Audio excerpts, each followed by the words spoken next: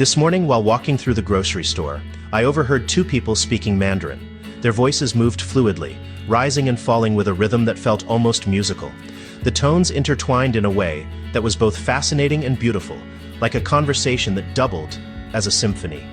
I found myself watching them for a moment, noticing how their faces engaged with the language. Their expressions, their eyes, so animated and alive, seemed to communicate as much as their words. The way their entire presence conveyed meaning reminded me that language is far more than sounds. It is a full-bodied act of connection, a blending of voice, thought, and emotion that transcends words themselves. Moments like this make me reflect on the immense value of language, not just as a tool for communication, but as a gateway to understanding the world in new and transformative ways. Yet, too often, we see the opposite sentiment play out. Some people react with discomfort or even hostility when they hear someone speaking a language other than their own. Social media is full of videos where someone berates others for speaking their native language with their companions, in public spaces like restaurants, grocery stores, or parks. The aggressor in these cases isn't part of the conversation, but somehow inserts themselves into it, taking offense and shouting something like, "Speak English," or another similarly misplaced demand. Beyond the rude irony of such outbursts, these moments reveal a deeper ignorance, a failure to appreciate the profound cognitive, cultural, and psychological richness that different languages bring to the human experience. Psychologist Lev Vygotsky argued that language is the foundation of thought, providing the scaffolding through which we interpret the world. When we engage with a new language, we don't just learn words, we adopt an entirely new way of thinking and understanding. This is why learning another language is one of the most profound ways to expand the mind. Consider the ancient languages that shaped civilizations: Sanskrit, Latin, Greek, Hebrew, and Classical Chinese. These languages are more than historical artifacts. They are living legacies of thought, culture, and philosophy. Sanskrit, for instance, is celebrated for its precision and spiritual depth, often described as a language that mirrors the rhythm of the cosmos. Latin shaped Western science, law, and philosophy, laying the foundation for countless modern disciplines. Greek introduced us to democracy, tragedy, and philosophical inquiry, while Hebrew infused spiritual and ethical traditions with linguistic innovation. Classical Chinese, with its rich system of characters, combines art and meaning, where every symbol tells a story and conveys layers of cultural insight. Hearing Mandarin today reminded me of how languages like these influence not just how we communicate, but how we think.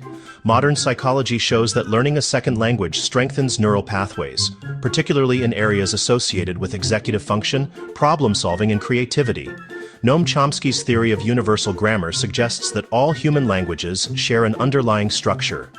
Learning a new language allows us to tap into these structures, reshaping our cognitive processes and expanding our ability to think in new and innovative ways.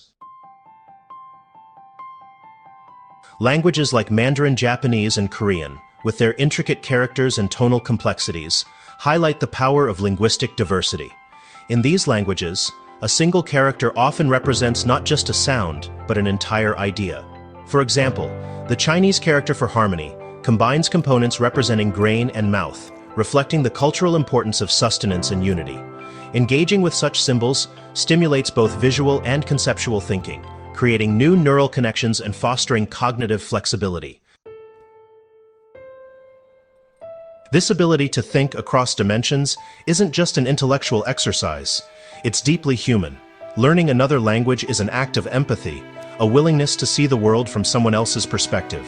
In psychological terms, it's an exercise in perspective-taking, which is essential for emotional intelligence and healthy interpersonal relationships.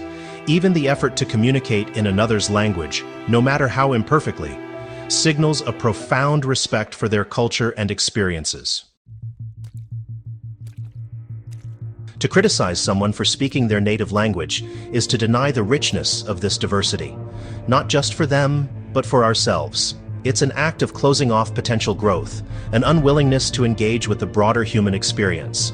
Psychologist Carol Dweck's work on mindset reminds us of the importance of embracing growth and complexity.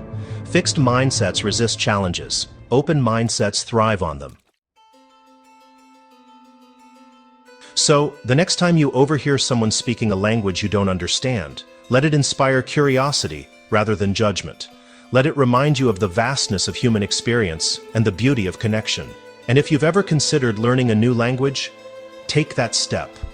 Not just for the practical benefits, but for the way it will transform your understanding of yourself and others. Language isn't just a tool, it's the framework of thought. When we expand our language, we expand our minds. Or, as Ludwig Wittgenstein so aptly put it, the limits of my language mean the limits of my world. Listening to Mandarin today, watching the interplay of words, expressions, and emotions, I was reminded just how diverse and beautiful the world is, and how much more so it becomes when we open ourselves up to experience it more and more.